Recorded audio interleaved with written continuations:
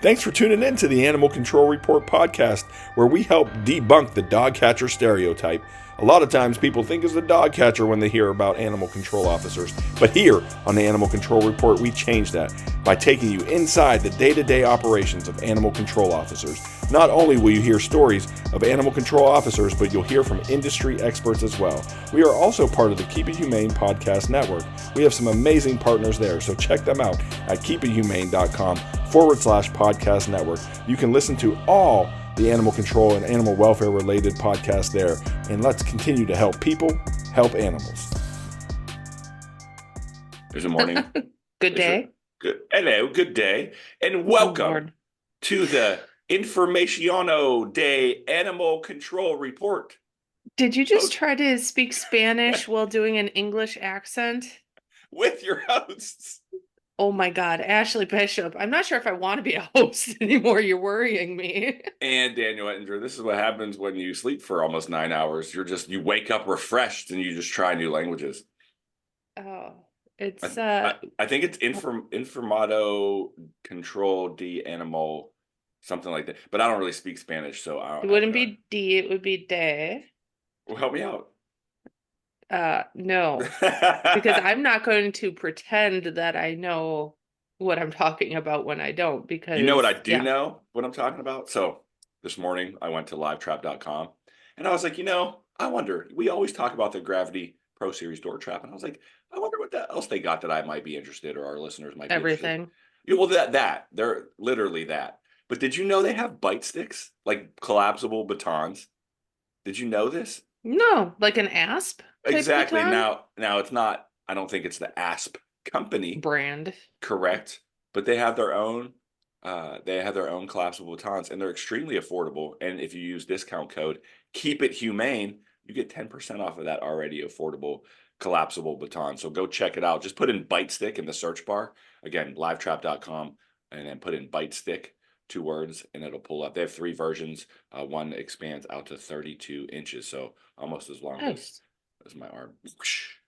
And the thing that I really like about Tomahawk Live Trap is they're always trying to better the products. Like, I know that conversations are had at conferences of like, how does this work for you and how could I make it better? Exactly. So I think I might just order one just because I don't have one right now. So I might. Can I use our discount code if I order one? Is that ethical? I think it's ethical. Why wouldn't that be ethical? I guarantee you that Kyle would tell you yes. Well, check us out at keepithumane.com. Check out our podcast network that has all the great other podcasts that are doing some wonderful things. So keepithumane.com/podcast network, and you can find the shows like Community Cats or Crime Scene stuff or Animal Welfare Junction stuff that talks about some forensic veterinarian type things. So check all that out at keepithumane.com/podcast network. Bishop, what you got going on in good old Wisconsin? I don't know. This light duty and not being able to be a part of anything related to my job is getting a little frustrating because we've got like a major case going and then they often command went a completely different route than I would have, where they're just having a local vet do a necropsy on an animal, whereas I could have gotten a forensic exam done. So it's a little frustrating. So they're not even conferring with you in those moments?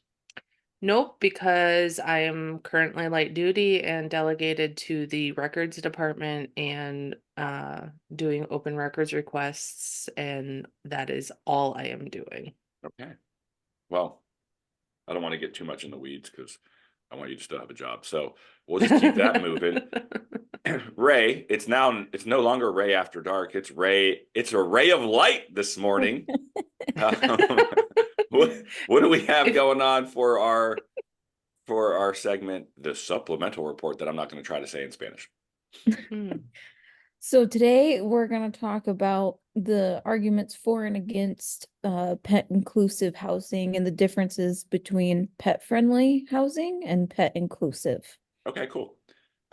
I'm excited to talk about that because my dog who's annoying, but I love him no matter what, is ESA. So I'd like to ask some of that when we get to your segment. So good, that'll be fun. That'll be fun. Well, Bishop, Daniel. I think it's time to introduce our guest, Mel Miller. I feel like, come on down. You're the next contestant on the. Hey, we do talk about spay and neuter in your pets, so it is fitting. We should probably start doing that because he was a big proponent of spay and neuter. Mel, are you a proponent of spay and neuter? Of course. Yeah. Can you let our listeners know, like, I could read a bio, I could do all that stuff, but it's more cringy when I do it. So if you don't mind just letting our listeners know, like, who you are, kind of how you got to where you are, your journey, etc. Yeah, my name's Melissa Miller. Most people call me Mel. I started walking dogs for Franklin County Animal Control in Ohio in 2006. Moved back to Michigan and worked with various rescues, became a part of the Humane Society of the United States Animal Rescue Team in 2010, and did that until I was appointed to be the director of Detroit Animal Care and Control in 2015. I did that, overseeing humane reforms from almost a 87% kill rate to a 64% live release rate. And then played around a little bit some more in disaster response before starting where I currently am in St. Clair County, Michigan, which is located in Port Huron area. And I'm the director there. I'm also a certified canine behavior consultant and a fear-free professional. So many Awesome. questions. That's Right? You've had a lot of experience, and I love how you started as a dog walker. So that was kind of my journey, was a dog walker back at the old municipal Denver shelter in 2010, and it just opened my eyes to like this world of opportunity to help people and help animals. And I think coming from that background really helps you understand the whole piece of it, whether it's dealing with volunteers, foster Right. programs, all that stuff. So it's cool to see somebody with that similar story.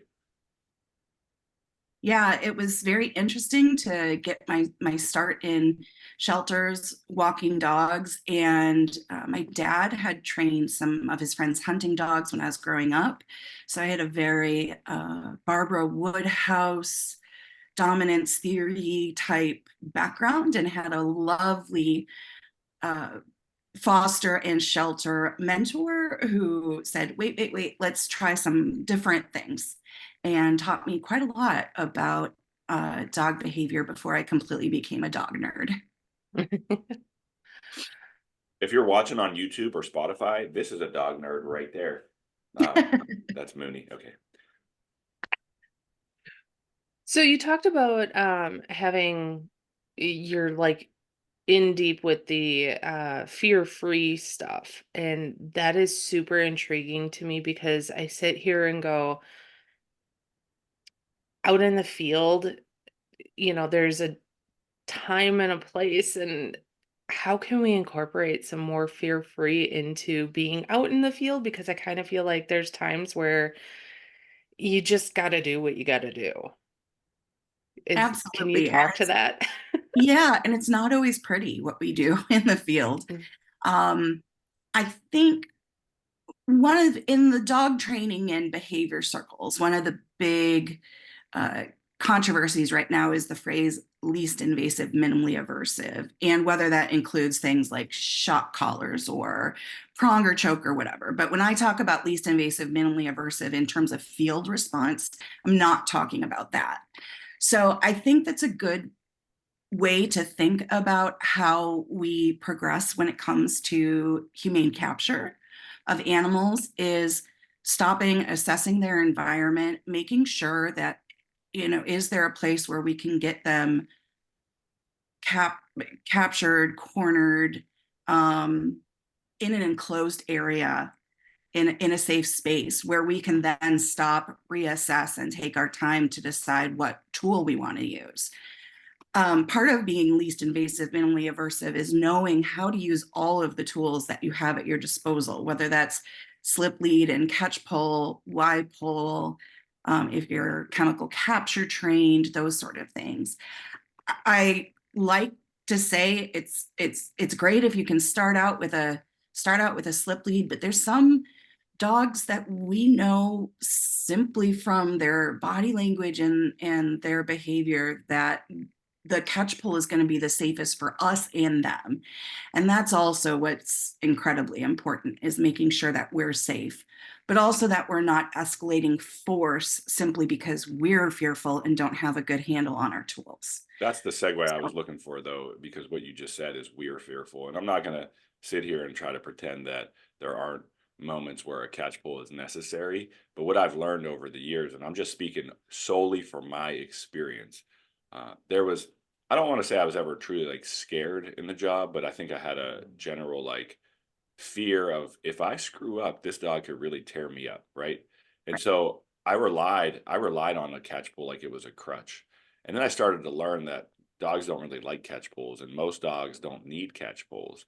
And so I was able to start to use a rope at a safe distance and some other techniques to make sure that, that animal, even if it was a little bit sketchy, the majority of animals that we dealt with in the field aren't outwardly aggressive. They're fear-based aggression, right? So understanding that and how we responded to that really has put me into a position where I just stopped using catch pulls towards the last few years that I was in the field. And so what I notice now is a lot of officers still use it as a crutch, where maybe they could try a different method instead of just saying, here's what I hear all the time. Well, I'd rather just use it to be safe, right? Instead of trying a different method. So just curious what the rest of the group thinks about that. I mean, we have two other officers on this panel.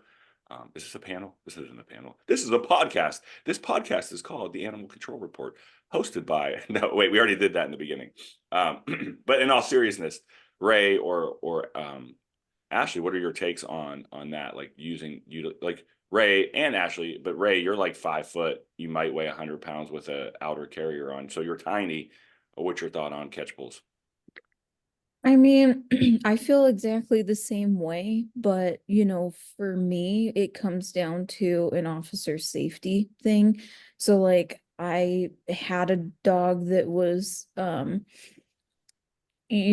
if I have to come across like a huge German Shepherd or any of your large breeds, and I don't feel like I can properly handle them using a leash, because like sometimes you're in a situation where you have to get them from one place and then bring them down to your vehicle and load them.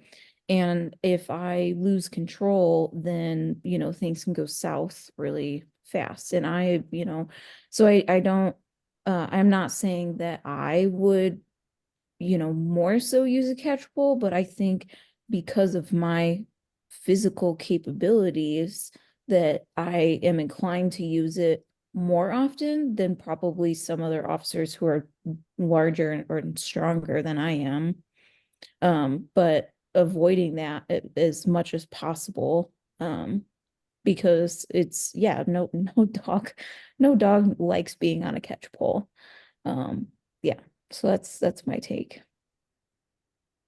I am a huge proponent of the leash and or snappy snare, because the moment you get that leash on them, I I would venture to say 80 to 90% of the time, I see an immediate change in the demeanor of the dog, going, oh, I know what this is. This means I am no longer in control. And so my first go-to is always the leash. Dan, I just took and looked at our uh pick of the litter from 2022, and we had asked people whether catch pole, snappy snare, leash, Yeah. or lariat, Yes. and 50% of people said catch pole, Yeah.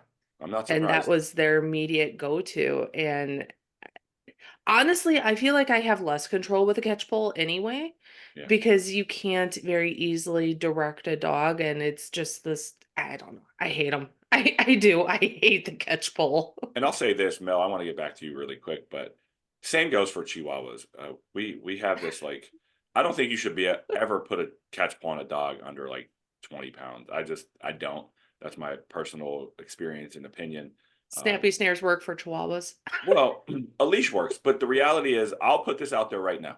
Anybody listening, if you have a fractious Chihuahua in your shelter, I will pay to come to your shelter, and I will be able to pick that dog up within 5 minutes and have it here, the Paris Hilton hold. And if I fail to do that, then I pay, right? But if I get the dog picked up, you have to pay my full flight, my hotel, and my per diem. That's the bet, because I guarantee you, I can get that dog to that position just with time. And I know some people are listening like, yeah, right. Let's take me up on that challenge, and we'll see. Because I think the reality is, it's just taking your time, being patient, being able to read the body language, and also present your own body language to make that animal feel more comfortable. Yeah, so what kind of body language do you use then for cats? Like, I run the fuck away if I see a cat. like, No, it's a good question. Cats are different. Because they don't communicate the same way dogs do in that aspect. And typically, if a cat doesn't come over to me, I might put it in the Freeman net, right? Mm-hmm. Yeah. Yeah, the Freeman net is, I think, my favorite tool for cat capture.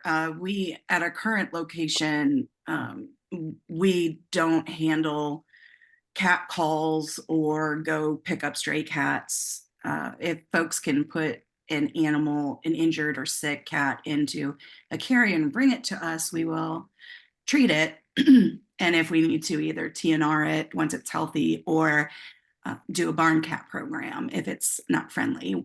Sometimes they're very friendly when they're very sick, and then get more opinions as they get better. Can we talk a little bit about the fear-free aspect of the drugs? Like I have a hard time comprehending and understanding, like, medicating a dog for the rest of its life. And is that what fear-free does? Is that a component? Is that, like, help me understand if that's, I just want to make sure I understand fear-free correctly. Sure. So first disclosure, I'm not a veterinarian. I'm a certified consultant, a behavior consultant for canines, right? So I'm just going to talk about this generally and not talk about specific medications. So in terms of fear-free, it's helping an animal manage some really, really stressful stuff. So if you think of certain procedures that you might go through, where they might give you Xanax or Valium to keep you calm or in a twilight sleep, or where you're just out for a little bit, that's one of the ways you could think about doing things like giving cats gabapentin. Oh, I said I wasn't going to say names. No, that's the name of my new That's the name of my new single. It goes, it's called Gabapentin, and it starts off like, gabba, gabba, gabba, sitting in the pen. That was all that was. We're good. So yeah, there's certainly some medications. Gabba, gabba, gabba, sitting in. Okay, I'll stop. Good grief, Daniel. There are going back to refocus though. There are medications that are prescribed that can maybe take the edge off. Right. And the most important thing is that we're using current medications under the guidelines of a veterinarian who's trained in behavior. I recently was just working with a shelter dog whose veterinarian of record had, and I am going to name this, had put one of their dogs on acepromazine, which 25 years ago was a medication commonly used, but we know now all it does is slow motor movement. It does not change their ability to understand their environment. So while they look sedated to us, their brain is actively processing noise and the things happening around them. So it's not truly sedating. It's just slowing motor movement. When you think about that, that's a little scary. To be thinking about being in an environment where you know what's going on around you, but you physically can't move your body fast enough. So there's way better medications than that. So if you have a dog who, I will not in our shelter do a medication for a dog who is showing snarl, advanced ladder of aggression behaviors. So snarl, showing teeth, lunging, air snapping is not a dog that I'm comfortable medicating. However, dogs that are showing fear behavior, that are growling, grumbling, showing a no harm paw, telling me all I really want is space, and showing other signs of constant stress. The whites of their eyes are red, so their scleras are red or pink. If they're white or color, you can see that they're always flushed underneath their coats. Sweaty paws, hypersalivation, all those things that show their adrenaline response is really in high gear. Those are the animals that we might consider, is there something that we can help them minimally with getting a good night's rest so that they can start coping with stress and we can start introducing them to routine. The goal is not to have an animal that needs constant medication. There will be some of those animals, for instance, they go into a home on a foster contract and they're back in 2 days because their separation anxiety or isolation distress is so significant that they will probably need medication for quite some time to help them learn while they're learning different separation anxiety or isolation distress protocols in a home. So that, I think, is a little bit different than what you're referring to, Daniel, of we're going to pop a dog on, 200 Bandies for the rest of his life. for the rest of their life. It's more to help them cope with the shelter experience. For instance, our shelter, all of our dog kennels are 4x4s. There's no guillotine runs. Okay. They have no option to move away from us. So it's very stressful. We don't have a ton of dogs on medication, but we will use that if we see somebody who's just completely shut down, if it's affecting their eating habits, those kind of things. Is there an appropriate time frame that is like listed on the medication or suggested by your vets about how long to have the animals on that type of medication, and if there's any negative health effects from long-term usage? Yeah, so again, not a veterinarian, but in terms of what I've seen with individual clients or what I've seen in shelters, there's different types of medications. Some require some onboarding, right? So we have a loading dose and it takes 4 to 6 weeks to really start showing some change in behavior and then making adjustments on those dosages. Some medications only take 20 to 40 minutes to start activating. Those typically have a very short half-life of about between 4 to 12 hours, depending on the medication. So I look at the biological processes that dogs and cats go through, from capture to various assessments or holistic assessments that we do in a shelter. While capture behavior in field is important, it really only tells us what the dog or cat does at the most stressful point of their existence, which is us capturing them and putting them in a box, right? So that information is important, but not the totality of their behavior.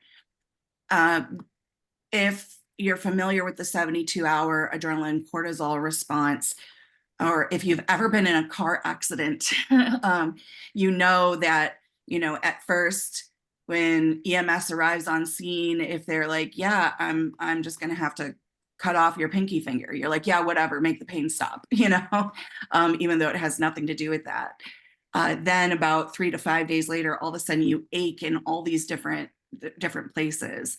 And that's a function of injury and then adrenaline as well, blocking your pain receptors, and then that turning into cortisol and as your body processes lactic acid in your muscles.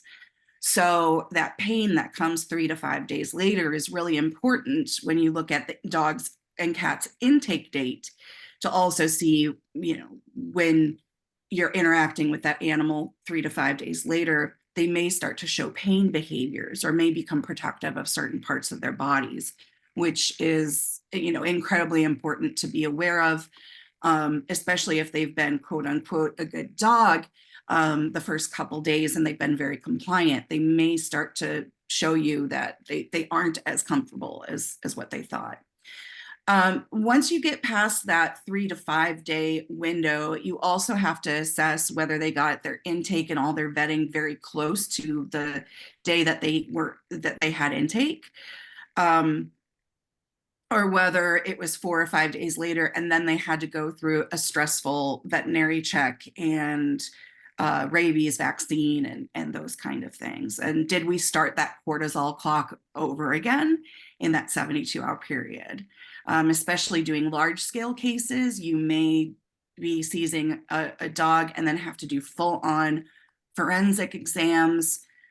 If you're working in the hundreds, you might be doing forensic exams 3 or 4 days later. So that cortisol clock is going to restart on them because of the type of handling that we're doing. Sometimes having to do a really quick muzzle wrap and restrain so we can get the right medications and diagnosis and photographs on board for a forensic exam. So if you're seeing within a week that a dog or cat hasn't started to eat, at least during downtime, nighttime, quiet times in the shelter, that is where I think a good conversation with your veterinarian would be about is there a medical component that we can be adding into this to help them with processing.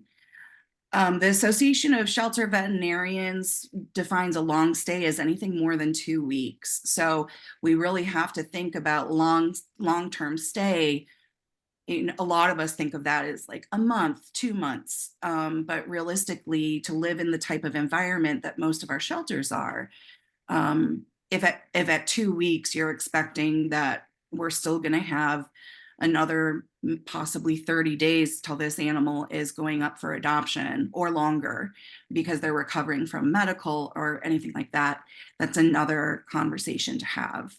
The ASPCA intake protocols do have some recommendations about medication for cats, especially feral cats that might be coming into your facility, to help them with if you're doing TNR, because basically they're coming in, being held for a day or two, getting their surgery, being held for a day, and then going back out.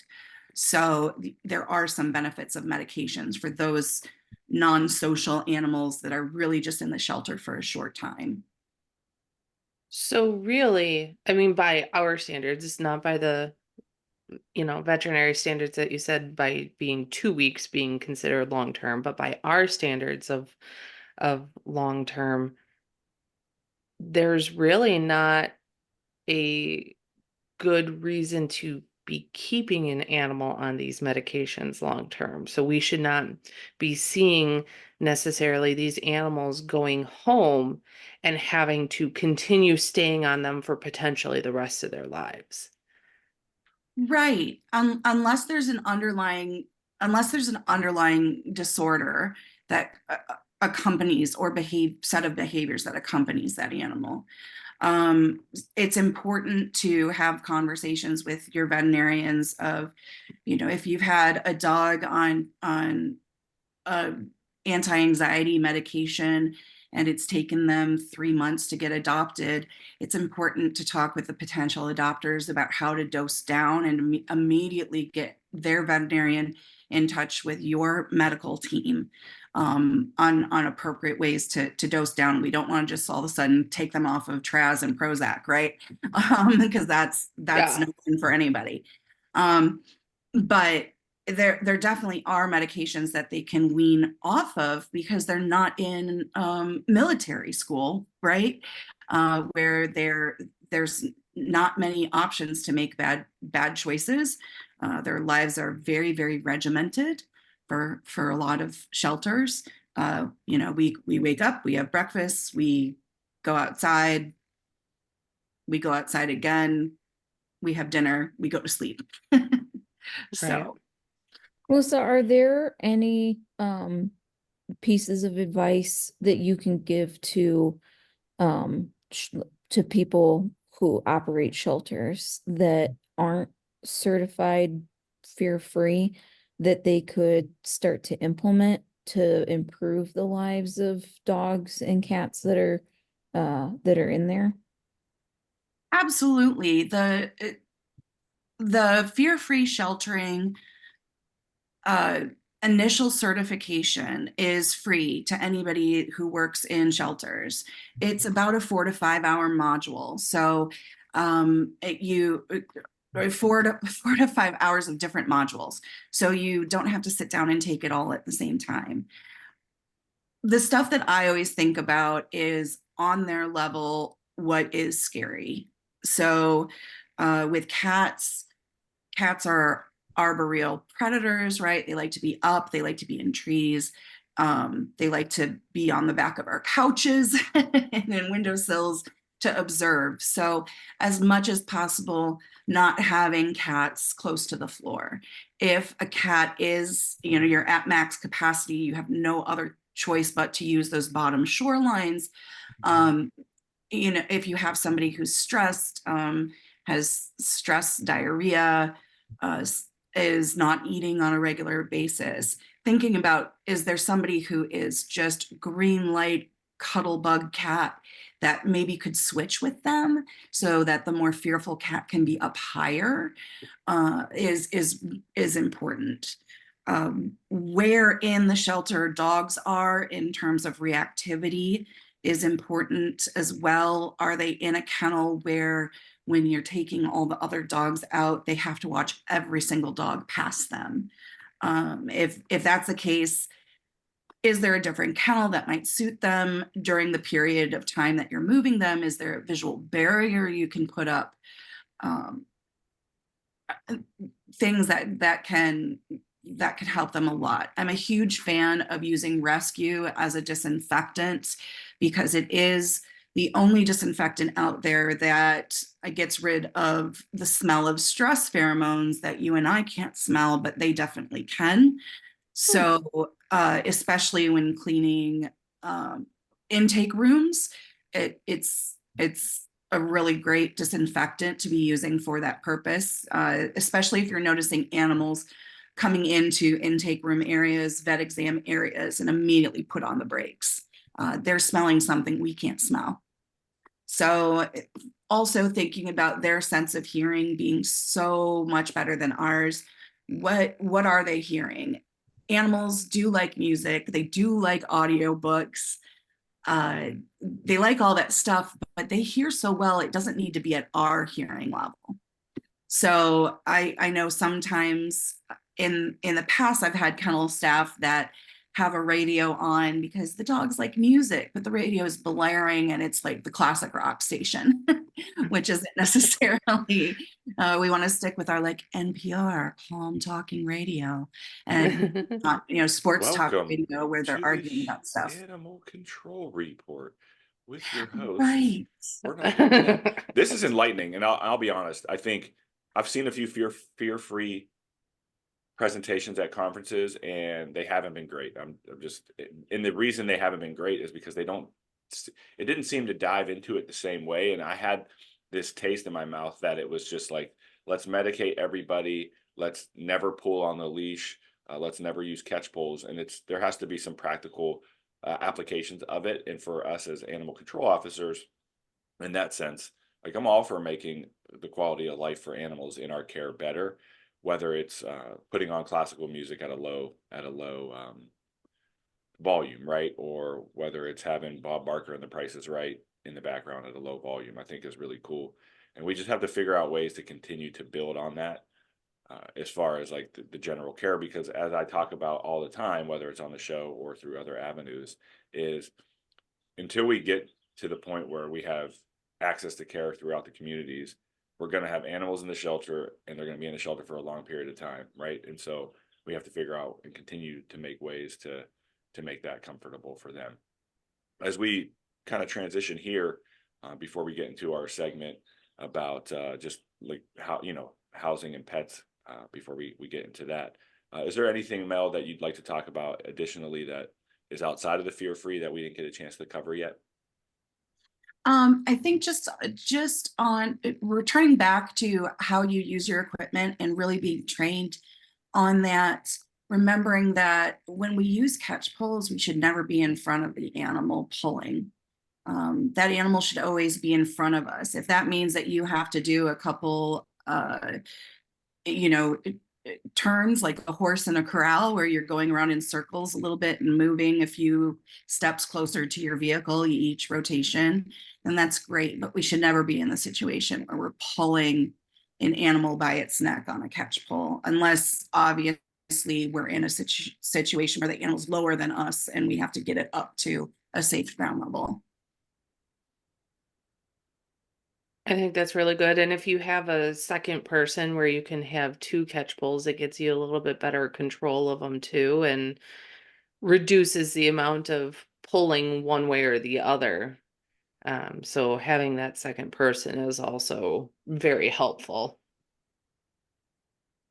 Yeah, I really like that method, as well as what you had mentioned earlier of being able to use a soft leash. You always have the option with a slip leash to be able to muzzle wrap if Yes. you're trained and comfortable with it. And again, it doesn't always look pretty, but it keeps you safe. And muzzle wrap and scoop and in the box in 5 seconds is so much more important than Yep. necessarily what it looks like. I love the muzzle wrap, and honestly, I use it more for not even necessarily that I think that the animal is going to bite, but I use it as a distraction because then they're not fighting me as hard, because they're more worried about what's on their nose. And that's the big reason why I love the soft leash and being able to muzzle wrap and all that. Absolutely. There's at least 3 or 4 different ways to muzzle wrap. It's actually kind of fun to demonstrate that in person. And I was taught by one of the best, I like to say. He refers to it as a half hitch, and it's just a neat technique to do it. But we can show that in person sometime, or on this. Well, if you're watching on YouTube, we can do it on YouTube one time. But Get Mooney up here. He will do it, and then he'll be like, "Rrr," and then he'll be like, "Gabba gabba gabba, petting petting petting." Yeah. That should be a commercial for Gabba Petting. I thought we talked about you and your singing and that it wasn't supposed to happen on the show anymore. We're gonna lose listeners, Dan. I don't know. Maybe I'll be nominated for a Grammy because I sing so well. I don't think Grammys are for singers. Well, that's fine. Speaking of not for singers, let's jump into the supplemental report with our ray of shining hope, our savior of rain, whatever. Just Ray, how you doing today? I'm cold. I'm wearing sweater. I'm getting whiplash from the warm and cold weather here. Oh, It was no. like 69 yesterday, and now it's like 30. I don't like this. That's why I'm here. See you, Colorado.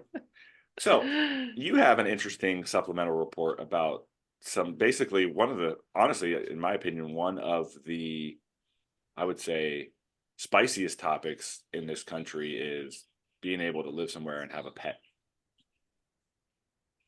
Yeah, there is. So like right now, about half of all rental properties are considered pet friendly, and about 9% of those are considered pet inclusive. And there's differences. So like the pet inclusive movement is relatively new, particularly after COVID, when housing and affordability just completely plummeted. So real quick, to understand everything moving forward, pet friendly is what you typically think of. You go to a new place, they charge some kind of pet deposit. Maybe there's some kind of pet rent. They have restrictions on breeds and weight and size and all of that. That's your pet friendly. And then you have a pet inclusive, which is this new movement where it takes out all of those restrictions. So no matter what kind of animal you have, no matter their breed, any of that, they are allowed to be there and you don't have a deposit or any kind of pet rent to pay. And there's this push for moving towards that because there is significant data that has been that has been taken in surveys from the pet inclusive housing movement, showing that people who don't have animals, about 35% of them would get one if their current rental allowed that. And the data to support that in favor of like property managers is that they threw the statistic out there on their page that 83% of property managers say that those pet friendly vacancies can be filled faster, and that vacancies that are already pet friendly are easier to fill. So they estimate that if more properties, the other half of rental properties out there became at least pet friendly, that we could rehome almost an additional 9 million pets into households. Wow. And that, I mean, it's a huge number. I mean, I don't know about you guys, but I know for me, when I've moved several times, and I come across different properties where it seems like they make up some kind of abstract number on what kind of pet deposit they want. Are they going to charge pet rent or not?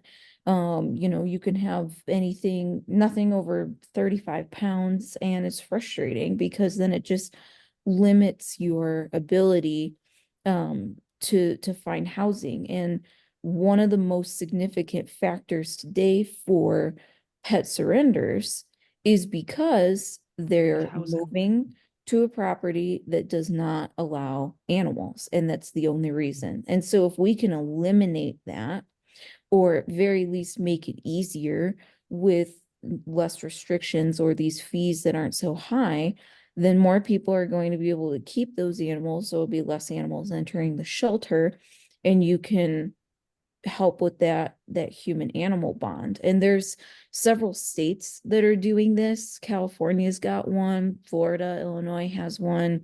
They are trying to pass a federal bill as well that was proposed a few years ago, and it's still working its way through there. So we'll see how that works out. One thing that I always encourage our landlords to do here, and I feel like could be beneficial to landlords being more willing to allow the pets, is requiring proof of licensing. Because if they have to license their pets, then they have to get them the veterinary care to, at bare minimum, get a rabies vaccine. So those people are theoretically going to be more responsible, thereby having fewer issues within the apartments, which is, I think, a win-win for everybody. And then they know what animals are actually in their apartments and things like that. So that's one thing I've been trying to push for here, is getting landlords to put it in their lease that every year, you got to submit your current license information. I don't know. Yeah, That's and just food for thought. would be less likely to try and hide those animals coming in. Mm-hmm. You have a more open conversation with whoever your property management or your landlord is. And what, I don't know about what I've seen before. I've seen, landlords charge as much as $500 deposit for per pet. Pet rent is anywhere from, $15 a month per dog up to like $150 per dog Yeah. for pet rent. And it's so unrealistically affordable, especially when you consider the state of housing now. Mm-hmm. It doesn't seem like a good business model, because you can have more people in your, right? The goal of the landlord is to get money, right? They want to make money. And Right. if their vacancies are sitting longer because you can't bring your dog or your cat or something with you, then that poses a problem to them. And I know that one of the main arguments out there is like, well, the potential damage that dogs or cats can pose, but in reality, that damage is really next to nothing. I mean, you change out some carpets, but I mean, I can tell you it from my experience as an officer going into hundreds of thousands of residences, the damage that's caused by people is by people, not so much their animals. Right. And there are outliers with hoarders, but again, that essentially ends up falling on the owner. But again, if you require that licensing, then you're going to know a little bit more about the animals that are there. You're going to have better coverage for insurance purposes if you're providing the rabies vaccine information. And I don't know how it is everywhere else, but here I believe it's a law that between residences, you're supposed, or renters, you're supposed to be changing the carpets out every so often anyway. So it's a moot point. Yeah. There really, I mean, honestly, in all of the research and everything that I've done, there really is no good argument to not allow animals. You know what it is? Yeah. They just don't like animals, or seriously, or they had one bad experience, right? And that changes everything. And that's the problem that we have. And I think, is that gonna change the issue that we have with overpopulation? No, but will it help a little bit? Yeah, absolutely. Like, again, I like that we have all these things that are born out of necessity because we have overpopulation. Where I keep going back to, and where I will keep going back to, is we have to continue to make programs available for people. Like we talked about a few episodes ago, how California it had a bill proposed to allow vet techs to be able to do cat neuters, right? Like, we have to figure out ways like that to stop the problem coming in. And I do see a vision, and I think this is what gets me in trouble in some aspects, is I get so animated about this type of stuff that like I can't control my behavior. So when we talk about all this stuff, I kind of get emotional. You need some trazodone or gabapentin. Gabba, gabba, gabba, petting, gabba, gabba. But no, in all seriousness, I'll get really emotional about it, right? And I forget that, like, people are really trying their hardest, and I'm like, stop. I'm like, what are we doing? Why are we not succession planning? We're not succession planning. We're not talking about what we're doing right now to affect the future. All we're doing is trying to stop what's happening right now. And so if we can start to build for succession planning, at some point, you may think I'm crazy. Isn't that a song?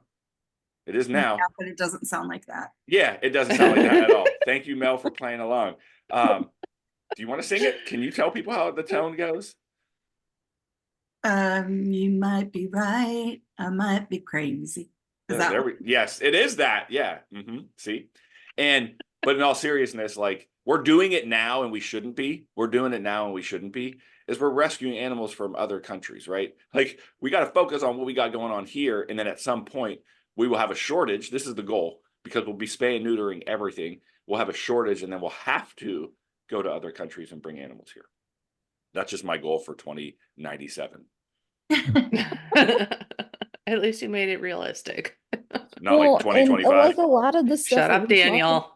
A lot of the stuff we talk about is like things that, take so long, like all these bills and stuff, they take so long, but it literally, like, changing your pet policy is almost immediate. It's up to every landlord, every property management to have that, and they could immediately put that into effect. It's a quick change, and it has for me, like, that's why I am so passionate about that topic, because it is, to me, almost as important as access to care. It is one of the biggest problems that owners are facing today, and it affects everybody who in particular is renting. Mm-hmm. Mel, do you see that a lot in your community? Absolutely. I'd say probably 40% or more of our owner surrenders are people facing housing changes, and they are either their leases have increased this year and they need to go to somewhere that is less expensive. Their housing, they're moving from a rented house to an apartment, or they are moving in with family, or even parents. We've got a lot of folks that are moving in with family, and there's issues with family members and pets. So a lot of our owner surrenders have to do with housing. And I can't remember the statistic, but and Ray, you might know it off the top of your head, but there is a really great statistic when talking with landlords about there's a certain percentage of the folks that have pets stay longer and rent those units longer, as well as they're more likely to pay on time and consecutively. Yeah, I don't remember the exact amount, but it's like over 60%. That's funny because I'm about to move when my lease is up. But that's don't tell my landlord. Don't tell my landlord. It's, you know why? Because we don't have a washer and dryer here, and I got to go to the laundromat. I'm 45 years old. I don't need to be going to the laundromat. Okay. Put a washer and dryer here. That's all I'm asking. Did you have a problem finding a pet friendly place there when you moved Well, there? I'm glad you asked. So when I moved up to, Ray kind of knows my history and my story a little bit. When I moved up to Summit County, Colorado, one of the reasons I didn't move to Summit County, Colorado was the rent was exorbitant. What's that word? Exorbitant. It was ridiculous. I mean, anyway, but they don't allow pets. Like, I'm not even joking. You can go to Zillow right now, and 90% of the listings do not allow pets. So I ended up moving to Idaho Springs, and the owner of the property, cool guy. I had to explain what I did. I had to tell him, like, hey man, I'm all about responsible pet ownership. This is what I do for a living. My dog is housebroken. Like, he actually is going to come to work with me. Like, it's not going to be an issue. And so I sold him on that. And then when I when I moved to Southern California, same thing, like no pets, no pets, no pets. And I was like, well, I'm crazy enough to get an ESA designation for my dog. So I went and saw a psychologist, and they were like, yeah, this guy needs more than a ESA. He needs some GABA, GABA, GABA, pen. And so I was able to get the ESA, which saves me in some aspects. But the reality being is it is difficult. And as I'm looking now, because I am starting to look, because I do want to get a little bit of a bigger place now that I'm kind of settling in here and knowing what's available. It's tough. It's tough. I think it should be illegal. Like, you shouldn't be, like, maybe you can have like a pet maximum, like you can't have 27 cats, but man, like, let us have like the normal amount of animals and be fine with Well, it. that's the aim of the whole pet inclusive movement, from changing from pet friendly to pet inclusive. Yeah. Well, I love it. That's a great supplemental report. Great supplemental report. Does anyone have anything else before we wrap it up? Anybody want to sing a song together? GABA, GABA, GABA, Pen. Let's go, Mel. You're always welcome back on the Animal Control Report. Check us out wherever you watch your podcast. That's YouTube, Spotify. We also are available on our website, keepithumane.com. Keepithumane.com. Don't forget to like, share, rate the podcast. Also, I forgot to mention this. This is the most important part of all of this episode. I started a tattoo challenge, or some may call it a cat-too challenge. And Bishop, I could see you screaming over there. So what had happened was, it's funny because we're talking about all this stuff, access to care. I was teaching a class, and I was drawing on the whiteboard cats. So I put a cat plus a cat on the whiteboard, and then underneath it, what we did is an assignment. I asked people to look up how many litters can one cat, what am I trying to say? How many litters can a cat have in a year, right? And then how many kittens per litter can that cat have, right? And so we start to draw it out. Well, the top two cats turned into a tattoo, not intentionally. Two of the students were like, we're getting that as a tattoo. And I was like, no, you're not doing that. It's the worst drawing in the world. Drawing? Drawing? You said drawing. Well, I'm from Pittsburgh. We talk different. And I was like, you're not getting that. So I get a text message as soon as my airplane lands. And sure enough, 2 dudes from class got the drawing of the cats on their back calf. And you can check this out. I posted it in ACO Talk on Facebook. If you're not a member of the group, just DM the show and we'll get you in there. And I'll put it somewhere else just because it's fun. So I go back, teach the class. I teach this class like once a quarter. So I go back and I'm telling the story last time. 2 other dudes get the tattoo. And I was like, look, I'm going to get it. I have to get it. I'm obligated to get it because 2 people got it. So now 2 guys got it. While we're there, the one guy, brilliant.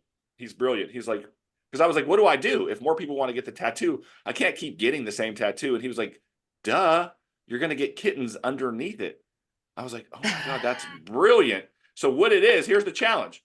If you get the tattoo, you get to draw the cat that I'm getting, the kitten that I'm getting in the same kind of style. So it doesn't look crazy good because I have horrible drawing. And then I'll get kittens the whole way down the back of my calf. So if you're interested, you can find that photo on I should put it on the website. I might have a whole body of cats. I better chill. Hey, Dan. Dan, you should come to HSUS and we'll go together. You keep trying to invite me there. What days of the week is HSUS? Do you know? Wednesday through Saturday. Can't do it. That's the day that I work. Sorry. You suck. I could go Monday, Tuesday. I mean, I'll be there Saturday through Sunday. All right, we'll talk offline. Ladies and gentlemen, thanks again for listening. Don't forget to have your pet spay or neutered. And as always, help people. Help animals. And keep it humane. Okay, how do I stop recording? I always do this. Oh, wait, right here.